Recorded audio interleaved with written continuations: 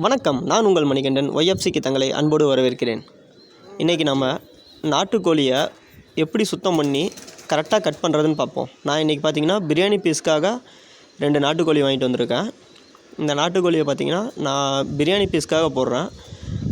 Average wait பார்த்திங்கன்னா ஒவ்வொரு பீஸும் பார்த்திங்கன்னா 80 to 100 கிராம் அந்த சைஸில் இருக்கும். 80 கிராம்லேருந்து 100 கிராம் சைஸ் வரும்.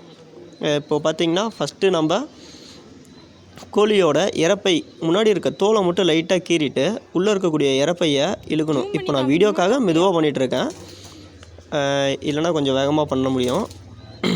வீடியோக்காக மெதுவாக எடுத்துகிட்ருக்கேன். இந்த இறப்பையை பிடிச்சி இழுக்கும் போது அந்த கழுத்து தொண்டையோடு இருக்கக்கூடிய டியூபும் வந்துடும். அதை சேர்த்து நம்ம இழுத்துட்டு அந்த இறப்பைக்கு அடியில் ஒரு டியூப் மாதிரி போகும், குடலுக்கு ஜாயிண்ட் ஆகும். அந்த இடத்த கட் பண்ணிடணும்.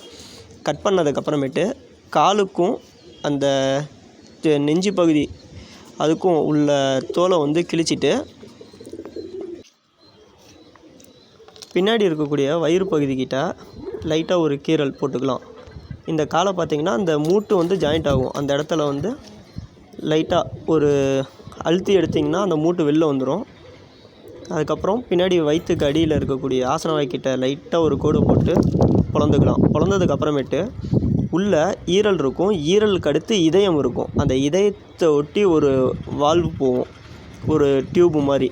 அந்த டியூப்பை பிடிச்சி இழுத்திங்கன்னா ஃபுல் செட்டுமே வெளில வந்துடும். அது வீடியோவில் பொறுமையாக தான் பண்ணியிருக்கேன், பார்த்திங்கன்னா தெரியும். அது ஃபுல் செட்டுமே வெளில வந்துடும், குடலோடு வந்துடும்.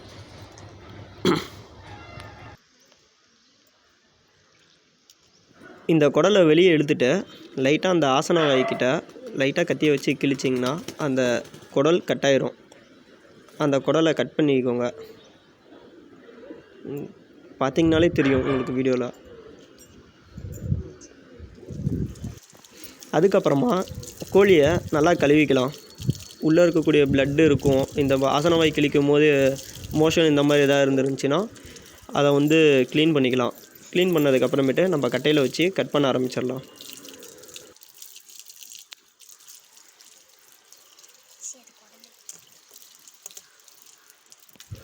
இந்த கோழிக்கு உள்ள நுரையீரல் இருக்கும், அதை நம்ம எடுத்துடலாம். அது நமக்கு பிடிக்காது, எங்கள் வீட்டில் யாரும் சாப்பிட மாட்டோம் நாங்கள்.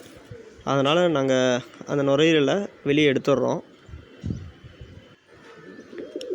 அதுக்கப்புறமா கத்தி எடுத்து கோழியோட காலுக்கும் முதுகும் ஜாயிண்ட் ஆகிற இடத்த வெட்டி எடுத்துக்கலாம். அதை வெட்டினதுக்கப்புறம் தொடையும் காலோட மூட்டும் ஜாயிண்ட் ஆகிற இடத்த கட் பண்ணிக்கலாம். கட் பண்ணி காலை தனியாக எடுத்துடலாம். பிரியாணி தான் போடுறேன். பிரியாணிக்குங்கும் போது இந்த தொடையும் லெக் பீஸை மட்டும் ஃபஸ்ட் எடுத்துக்கலாம். அடுத்து தொடையும் நடுமுதுகும் தனியாக கட் பண்ணிக்கலாம். அதே மாதிரி அந்த பக்கமும் நடுமுதுகு அப்புறம் லெக் பீஸாகவும் கட் பண்ணிக்கலாம். கோழியோட கழுத்தை வெட்டிக்கோங்க. கழுத்தை வெட்டினதுக்கப்புறம் சென்ட்ராக முதுகில் அப்படியே ஒரு கீறல் போட்டு வெட்டி எடுத்துக்கலாம். அப்படியே நெஞ்சை 2ஆக பொளந்துக்கலாம்.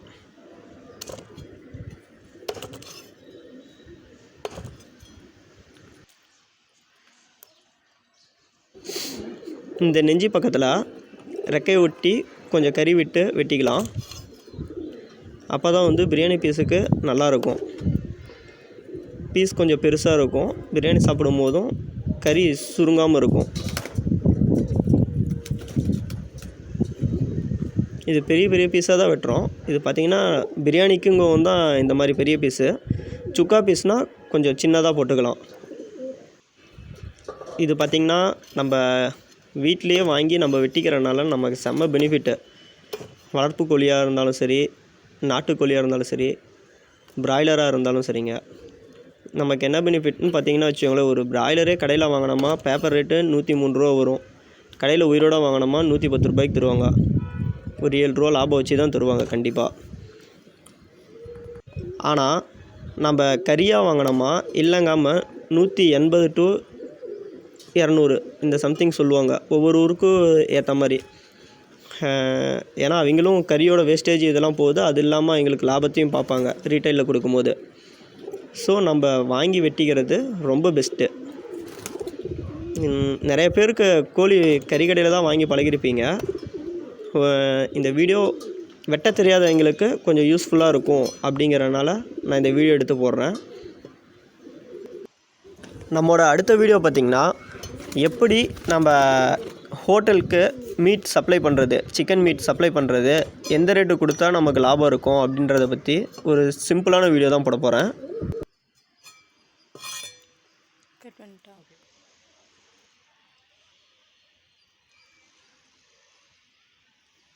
நம்ம ஈரலுக்கு பின்னாடி மெயினாக பிச்சின்னு ஒன்று இருக்கும், ஒரு க்ரீன் கலரில். அதை பார்த்து மெதுவாக பிச்சுக்கலாம். ஓகேங்களா? நான் கையிலே பிச்சிடுவேன், இருந்தாலும் உங்களுக்கு காட்டணுங்கிறதுக்காக லைட்டாக கத்தியில் அறுத்து விட்டு எடுத்துக்கலாம்.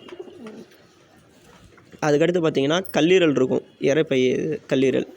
அதை நம்ம கத்தியில் நடுவில் சென்டராக கோடு போட்டு உள்ளே இருக்கக்கூடிய தோல், அதுக்குள்ளே பார்த்திங்கன்னா ஃபுல்லாக தீனி இருக்கும். அதில் மேக்ஸிமம் பார்த்திங்கன்னா கல் ப்ளஸ்ஸு தீனி இது தான் இருக்கும், தீவனம் இது தான் இருக்கும்.